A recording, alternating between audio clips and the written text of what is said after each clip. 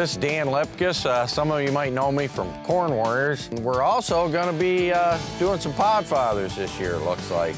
We're out in a bean field. The bean field looks pretty tough right now. We just butchered it with some chemicals. These are non-GMO beans, and we had to use something that was going to burn them pretty good. So not real proud of the way they look right now, but they come out of that, you know, in a week or so. They always say you got to go fishing for a week and then come back. But anyway, a couple things I want to talk about out in this field. There's different challenges with non-GMO beans, and obviously, you know, weeds are one of them, right? So there's certain things you just really can't knock out with, without the use of Roundup or some of these other chemicals, or, you know, your Ingenia type, you know, beans or you know, your dicamba products and all that. So what we have out here is a rope wick, and it's by Smucker's Manufacturing. They're out in Oregon. Called them up, talked to them last winter, told them I was thinking about these non-GMO beans, and I said, you know, if I got some problems out there, I might be calling you guys for a rope wick. Well, I had these hemp dog beans. So I talked to Rob Smucker out there, real nice guy, owns the company. Sent me this 15-footer that we mounted on this Can-Am. This is a pretty cool little rig. It actually folds forward so we can go down the road. It's got some really neat features. Let me show you this real quick. It's kind of your automatic height control. We're just using a drill. It's not automatic. I mean, you got to run it, but look how simple that is, right? So we're taking this rope wick up as we go, and then obviously we can just go back down if we want to. So that kind of makes her on the go if you need to change your height a little bit. So that's a pretty neat feature. Folds real easy, you know, to go up and down the road. So I really like that too. So sometimes you got to come up with these different little ideas when you're going to try something a little different. It's non-GMO beans, you know, there was a $1.75 premium. You know, that's better than 100, could be $140, $50 an acre premium. It's been a long time since I've done non-GMO, but, you know, I think it's worth a try. I don't like having to burn the beans this much, but to get the weeds knocked down, it's kind of what we had to do. But we all know burning beans lots of times will actually increase yield. So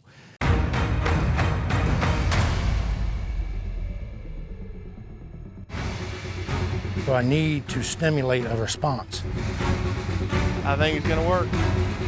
And everybody's always wants to point the finger everywhere else, but it normally starts with you. here we go. This is a pretty special place to me. I wanted to show a couple other things while we're out here. If we walk just over here a little bit more, I talk about biology quite a bit, you know, and this is just, you know, this isn't a contest, this isn't irrigated, this is just a farm, an upland farm, but we're using a lot of the same practices that we've learned, you know, in our high yield stuff. And one of that is keeping our biology really active. So you can see it's early in the season, it's dry, you know, you wouldn't think it'd be real conducive to a lot of mushroom type growth, but they're all over out here. You know, if you just scan around, I mean, they're all over. And the reason I really like to see that is it means you got biological activity in your soil. That soil's just exploding, you know, with natural biological activity. So I really like to see that. I think a lot of that has to do with the chicken litter we're using, some different products we're using. So that'll all come when these little plants are, you know, when they do heal up, you know, after from being burnt, they're gonna feed off this stuff. You know, these are gonna die soon and decompose back in the ground, and then some other ones will start, but all that turns into food for the plants too. So really like to see that. Actually, this plant here, if we look at this is kind of what we're trying to do. We've got that plant bent over, and we're stalling him, keeping him. I have a problem with a lot of fertility as these plants getting too big, so that's kind of what we're trying to do. Now, with these weeds, I wicked this plant about 4 days ago, I think, with the Smucker's rope wick. And you can see, you know, we're gonna kill that guy. We did a good job there. That's not that's not snapping anymore. She's getting rotten, she's gonna die. And these are tough buggers. This is hemp dog bane. So we're using, we're using some Roundup in there, and then we're using kind of a 2,4-D derivative. Helena makes a 2,4-D derivative that's kind of a acid-based, and we're trying that. That seems to be doing pretty good. So that's what we're out here doing today. Just thought we'd show you guys a little bit of what we're doing in this field and some of the challenges we face with these non-GMO beans.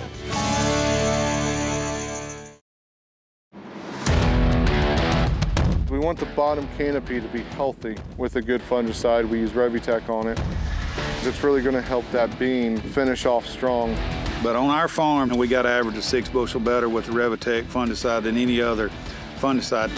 Probably absent of disease just because we got the Revitec out here, but just mainly for the plant health. The one thing that is a must, that's this product right here. Reducing stress adds bushels. I'm very fortunate that I've been working with Concept Agritech now for 4 years. We have 12 Concept Agritech plots out right now. We feel like we're picking up some pretty good bushels. Oh, here's one of their flagship products here. This is their Cowboy product. It's their calcium boron premix. They do have a great line of products here. Man, this is like drinking water. I think every crop needs a gallon or two of it. It's just, it does that much for you. Thursday the 19th of May. It hadn't been the easiest year. March we got nothing done in March. It stayed wet, and then April rolled around and we got close to 10 inches of rain, 9 to 10 inches of rain, probably 3 or 4 different events at 2 inches, so it didn't leave much room to actually get in the field. And it was really spotty because South Arkansas was dry and they got all their stuff done in April. So now here it is May, we're still working, we're still wet. We're gonna try to finish planting soybeans today, but the fields were a little wet. So yesterday, we did some yesterday. Hopefully it'll be dry enough today to finish the bean planting on the wide rows, the 30-inch rows where we actually irrigate down the middles. Did a burn down a few days ago. We'll give that a chance to work, and then we'll get in there and get that planted, and then we'll just have to take care of everything. Yeah, Gus goes everywhere. He's just relaxing right now. He enjoys it. It's kind of cool this morning. I don't know what it is. 68, 70 degrees, nice breeze. We're ready to get the day kicked off. The guys have already gone to the field. They're working on some rice, doing a little tillage. Sprayer's running. I'm not even sure where he is.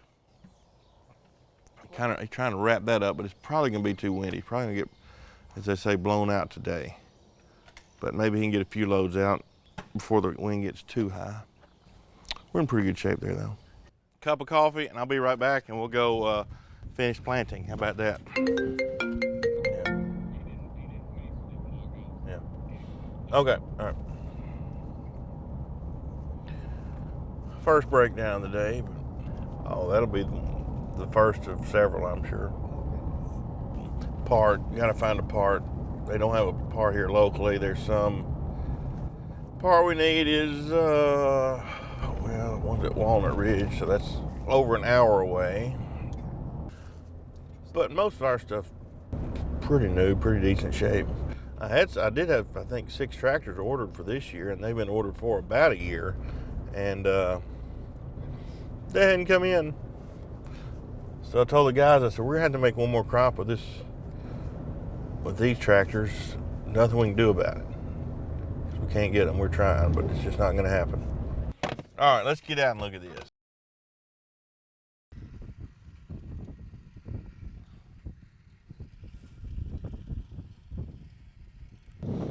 So we're planting rice. I mean, there's no secret here. Assuming that we can control these input expenses, wheat at $12, high yielding wheat crop at $12, and we've had a lot of double crop soybeans in the past that make 65 bushels. without much trouble. And if beans are worth $15, you do that math, it's pretty hard to beat. I mean, that's a great scenario. 80 to 90 bushel wheat, let's say 60, 65 bushels of soybeans at today's prices, that'll pay some bills. I like wheat. Where are we headed again? We're gonna go to the field that we planted yesterday. We'll check some depth, see if they've germinated, check some maybe spacing. All fields are pod father worthy. Yeah, it's one of the better fields. Let's see, all I'm gonna do is dig and see what we've got. It was in corn last year, plenty of moisture. There's a seed. Soybean about, I don't know, 1 knuckle deep. Anything started. Look at there. Hold it still, hold it still, hold it still. A little tip. 3, 2, Starting to do his thing. Put him back. Could be another one right in here. Look at there. There's another one. For the heck of it. Right there. Should be another one right here. There he is. 1 knuckle deep. And that's pretty good. Pretty consistent on spacing. 135. These are planted at 135,000. So these kind of conditions, that's probably too many. I'll get 120, 125 up, but I've kept some stands this year as low as 80. Some of those planted in April and all that rain, we had no time to replant them because it's still wet. We just can live with it. We want the bottom canopy to be healthy with a good fungicide. We use Revitec on it. It's really going to help that bean finish off strong. But on our farm, we got to average a 6 bushel better with the Revitec fungicide than any other fungicide. Probably absent of disease just because we've got the Revitec out here, but just mainly for the plant health. The one thing that is a must, that's this product right here. Reducing stress adds bushels. Copperhead concaves, to me, are the only way to go. This is a real return on our investment. And when we went to these, we took an automatic increase all the way to 5,300 bushels an hour, which is incredible. Sometimes we don't have enough truck to keep up with what this combine can harvest. Use less horsepower, less fuel, and did a better job cleaning. It's second to none.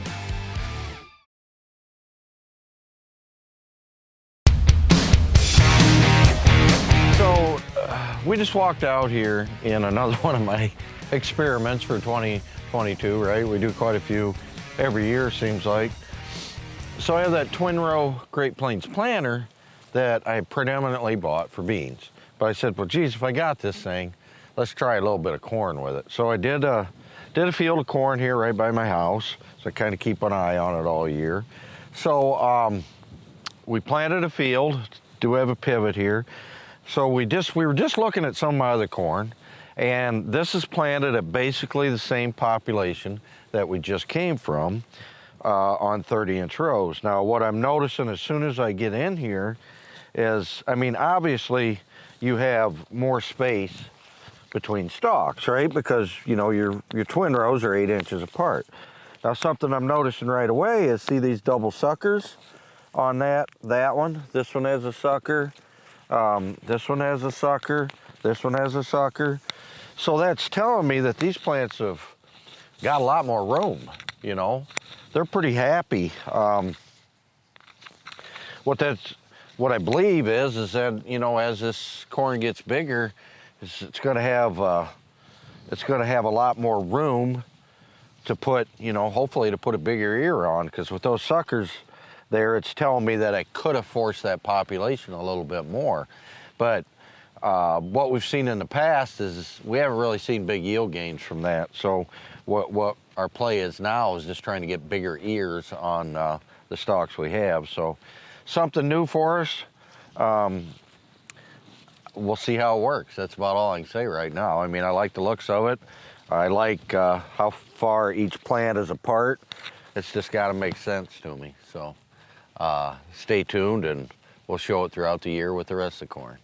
Think we can get it squeeze around that? I think so. Oh yeah.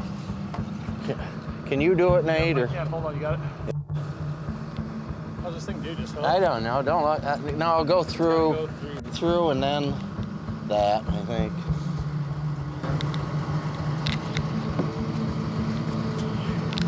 Hold on, don't let her go yet. Yeah.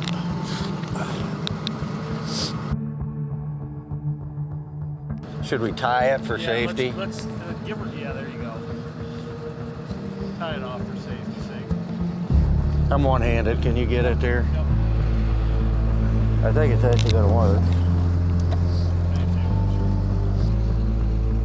We got one other thing I noticed when I was checking at this here.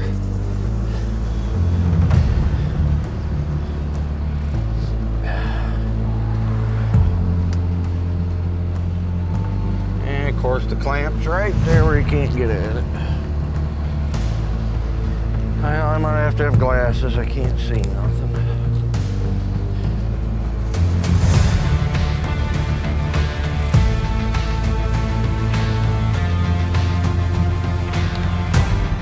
What's electrical tape you got? Any of you? Anybody got electrical tape? I have a MacGyver string, but not real confident in it.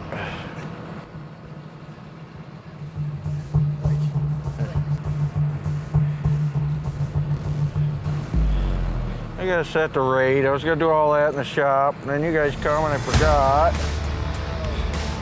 So I gotta do that, yeah.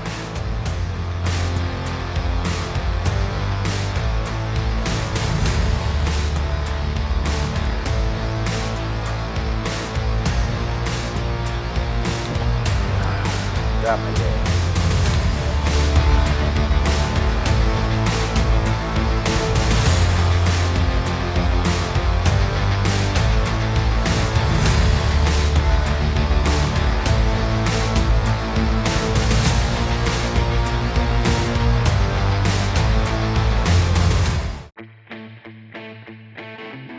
With the soybeans with Terramax, we brought it out and instantly, man, I just couldn't believe the nodulation we had so early.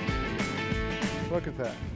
That root, look how much nodulation is already on there. And you have these little peanuts all the way down here that deep in the soil, around the roots here. That's a very good start. If you haven't heard of them, you better get to know them because their products are here to play.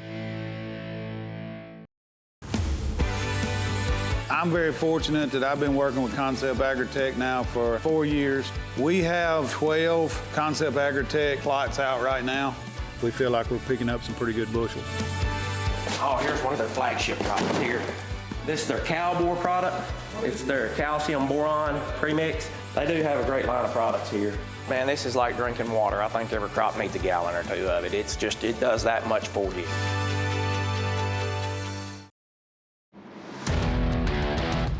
We want the bottom canopy to be healthy with a good fungicide. We use Revitec on it. It's really going to help that bean finish off strong. But on our farm, we got to average a 6 bushel better with the Revitec fungicide than any other fungicide. Probably absent of disease just because we got the Revitec out here, but just mainly for the plant health. The one thing that is a must, that's this product right here. Reducing stress adds bushels. So these are H47 XF2, which is a new variety for this year. I saw them in some trials last year. It really looked promising. Got 400 or 500 acres of them. So looking forward to their yield results. So great fertility to start out with, and we'll just keep the weeds under control, moisture management through irrigation and drainage, and keep the disease off with, up to 2 applications of a fungicide later in the season. So I guess we put a little 2x2 on here.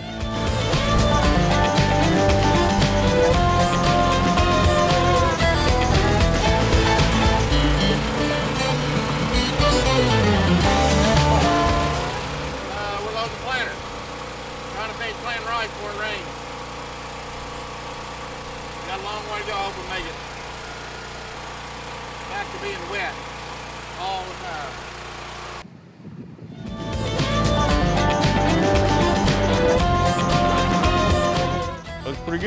about an inch deep, maybe a little shallower.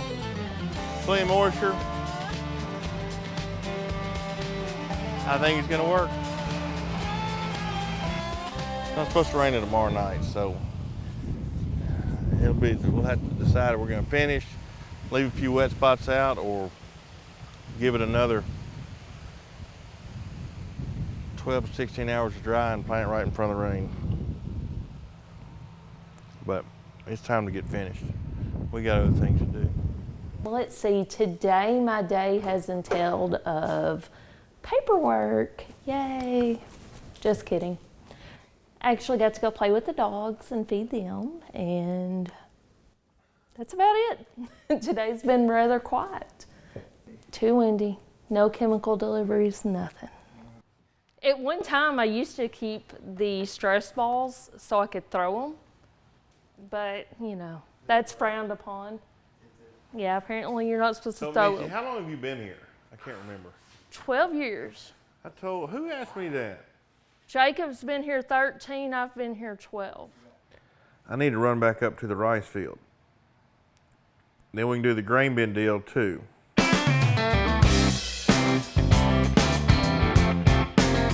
Yeah, I'll go see the cows. I like the cows. You gotta warm up, Taylor.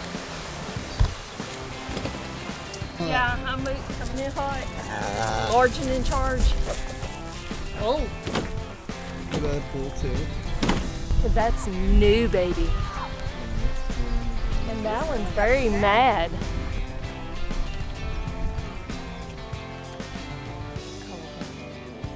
Oh, there's a baby. Okay, I know that this is not hooked right, but. Hi.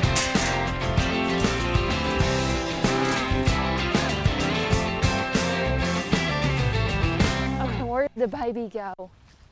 Pretty happy with the corn. I've probably had better corn, but considering the circumstances, we got it all planted. We got good stands, and it's starting to stretch out. Well, it's good enough for just regular corn. It's got some potential. It's already said its rows around. It's about to set its length around that V8, so V7, V8. So yeah, should be in good shape. Herbicide, fertilize. We'll spoon feed it fertilizer, so we're really just our first application in, followed by the second one pretty close after. So this was in soybeans last year, yes. We rotate soybeans, corn. So Perry Galloway, and it is May the 19th, and we're with the Podfathers. We've done a little bit of everything. I think everyone got a good taste of my typical day. There is no typical day. It's a little bit of all. So it's getting late. We'll work a few more hours, run some tractors into the night, 9 or 10 o'clock, and we'll shut them down and do it again tomorrow, being Friday, because Saturday it's supposed to rain. We've got to get finished. So enjoyed having y'all, and thanks for watching.